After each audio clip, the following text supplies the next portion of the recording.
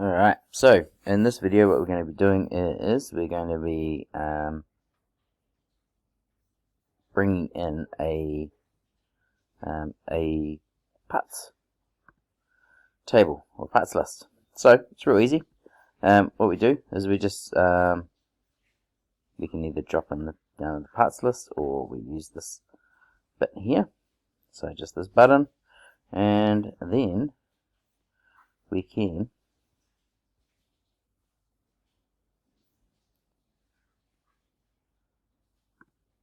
snap it to a location. So here, what we've got is we've got our list with our parts. So it's going the item, the quantity, the part name, and it's got a description, and then we've got the material in there. When we do that, we get these little balloons which labels each part, so it associates with the item number. You can click on these and move them around like so, but sometimes they're not really in the location that you want them to, so you can actually click on the arrow and then you can move them like so, just so it's a little bit clearer, like so. Alright, just click and drag. Might move that one over there actually. Click over there and move it.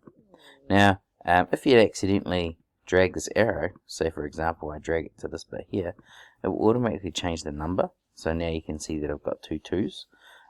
So do be aware that the number automatically changes based on what part the arrow is facing to. So that's how we add a parts list. So when we're making our stools, this is something that we'd use because it also uses these numbers here, and it also gives us how many parts we need with the quantity. So what I'm going to do is I'm going to save this, but I'm going to go into show you how you can change your description. So if we go back into our design in here, and I'll go into blue here, so I'm going to right click, and then where I want to go to is our properties, and that's going to bring up this window.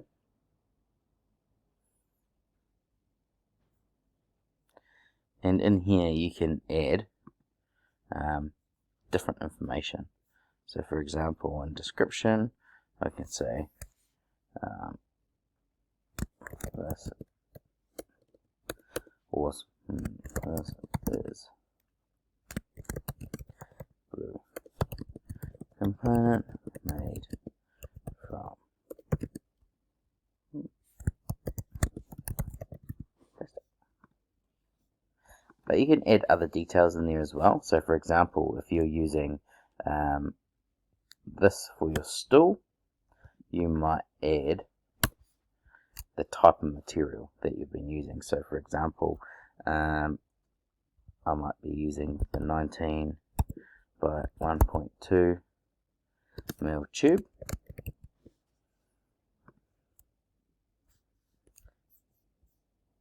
and then once we've done, we can hit close. We can do the properties for the other as well. You can also change physical material in there. So if I go to plastic, I'm going to go to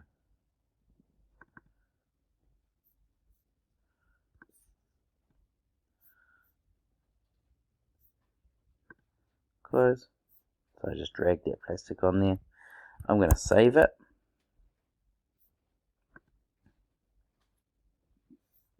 And then if I go back into my drawing here, I get this warning saying some changes have been made. And what's going to happen is you're going to get a little red triangle with a chain up in the top left. So all we need to do is we need to just click that, the mouse, and it will update everything to the changes that we made in our drawing. So here you can see that my blue component now has got a description, and my material for my yellow component has now changed to ABS plastic. So this is a really good way to be able to make things nice and clear. When we're creating engineering drawings, we need to make sure that they're clear and everything's on them that we need. Now to export this, we go up to our PDF. I'm going to click this option here, so it opens it up. Go OK. Oh, okay, I want to save this. Go OK. Yeah, go through my sheets to make sure they're okay. Open my PDF, go OK. Example drawing. I'm going to save it to my project cloud, okay, just so that you guys can open up the PDF so you can have a look and see what it looks like. And I'm also going to save it to my downloads, and I'm going to click save, and opens it up, and here we go. Keep on scrolling. Got my titles, got my measurements all there, and then we're good to go. So, parts list.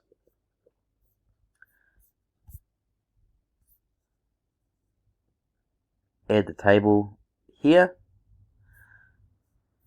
Move the balloons by these anchor points to the specific part. Whatever part is it pointing to is the number that it will be, the item number.